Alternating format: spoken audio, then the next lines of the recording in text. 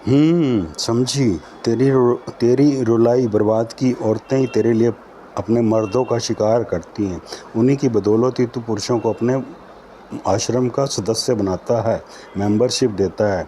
हाँ देवी, अभी आप पर निर्भर है कि आप अपने पति को क्या कुछ बताती हैं, कितना कुछ बताती हैं, या फिर कैसे कैसे सब्ज बाग दिखा कर हमारे दरबार तक लाती हैं। अगर मैं ऐसा ना करूं तो क्या फ़र्क पड़ता है? जो काम आप ना करेंगी वो आपकी ये निर्लज वीडियो कैसेट पूरा कर देगी। हम तो चाहते ही यही हैं कि कोई भी नारी अपने पति को हमारी बीमारी ना बताए। इससे तुम्हें क्या फ़ायदा होता है?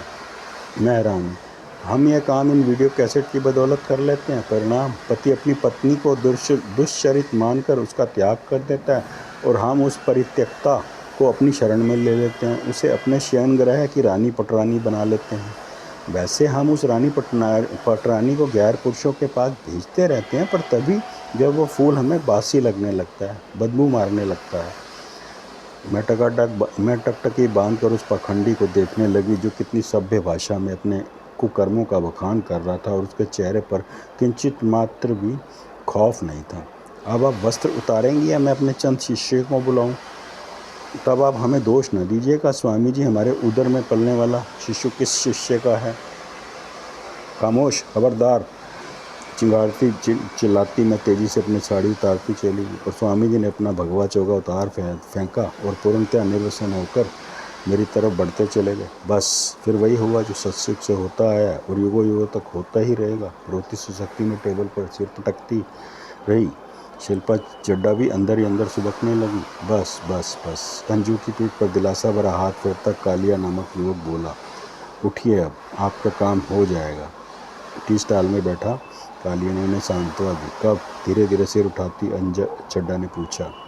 आप अभी मुंबई की गाड़ी में ही होंगी कि आपको खबर मिल जाएगी कि स्वामी सेवानंद जी अब नहीं रहे? सच? दोनों माँ बेटे की आंखें चमकी। आपने देखा उस दम्मे की दवा का नाम क्या था? हाँ, अंजू ने सिर हिलाकर दवा का नाम बताया। और कालिया जी, उस घोड़े में दम भी उस दवा के बाद ही आया था। डोंट वरी, उस घोड़े का दम भी अब उस दवा की वजह से ही जाएगा। जी, मैं कुछ समझी नहीं। छोड़िए, समझने की ज़रूरत नहीं है आपको। आपकी फ़ीस पैसे तो हमारे पास खास है नहीं। अंजू जी, पैसा मेरे पास बहुत है। करोड़ों रुपए पिताजी मेरे नाम वसीयत में करके गुजरे हैं। कालिया बोला, सो याद रखिए, मैं ये काम पैसे के लिए नहीं, देश के लिए करता हूँ, देशवासियों के लिए करता हूँ, अपने भाई बहनों के लिए करता हूँ। मुझे हर उस शख्स से नफ़रत है जो मजलूमों को सताता है, उनका बेवजह शिकार करता है। तभी मैं उन दरिंदों का शिकार करता हूँ। कालिया जी, आपको कानून का खौफ नहीं, सिर्फ कालिया कहिए। कालिया कहलाना ही पसंद करता हूँ। रही बात कानून की, कानून से मुझे मुजरिमों से भी ज़्यादा नफ़रत है। क्यों? कानून की शय पर तो मुजरिम पनपते हैं, फलते फूलते हैं।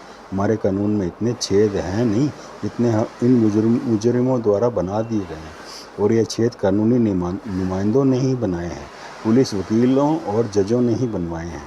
फिर भी कालिया, इतनी सेवा करने के पीछे कोई तो कारण होगा। कुछ तो हमें भी मौका दो कि तुम्हारे किसी काम आ सके।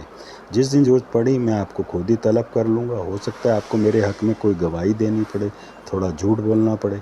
कालिया ने कहा। कालिया भैया, एक शिल्पा रुंधे गले से बोल पड़ी, कभी ज़रूरत पड़े तो जान मांग कर देखिएगा।